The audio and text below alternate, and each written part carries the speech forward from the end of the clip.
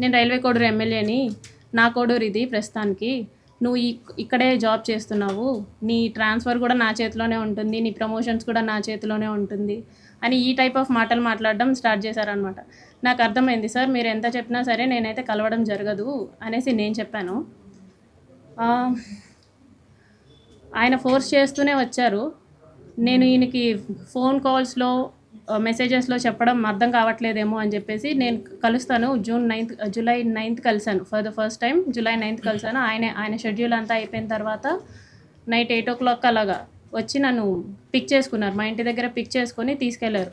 Railway Koduru నుంచి Kadapa route వెళ్దాం అనేసి అన్నారనమాట. Railway Koduru to Kadapa route 90 kilometers వస్తుంది. కడప వరకు 90 kilometers వస్తుంది. సో స్టార్ట్ అయ్యాము. మా బాబుతో మా కేర్ టేకర్ ఉంది.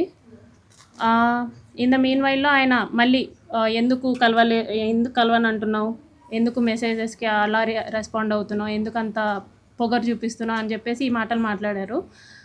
రాజంపేటకు వచ్చేసరికి రాజంపేట టు బాక్రాపేట మధ్యలో ఒక డార్క్ విలేజో మరి ప్లేసో నాకు ఐడియా లేదు, అక్కడ ఆపారనమాట. ఆపిన తర్వాత నేను ఎందుకు ఆపారండి అంటే, ఎందుకు నువ్వు నాతో సరిగా ఉండట్లేదు, ఎందుకు నేను అడిగినవన్నీ చేయట్లేదు అని చెప్పేసి కాన్వర్జేషన్ స్టార్ట్ చేశారు. లేదండి నేనైతే ఆ టైప్ కాదు, నేను ఇక్కడ 5 years నుంచి ఉంటున్నాను, నేనైతే ఆ టైప్ కాదు, నేనేంటో నా జాబ్ ఏంటో అన్నట్టు ఉండేదాన్ని అనేసి నేను చెప్పాను. నువ్వు నాకు సెక్షువల్లీ కావాలి అనేసి ఆయన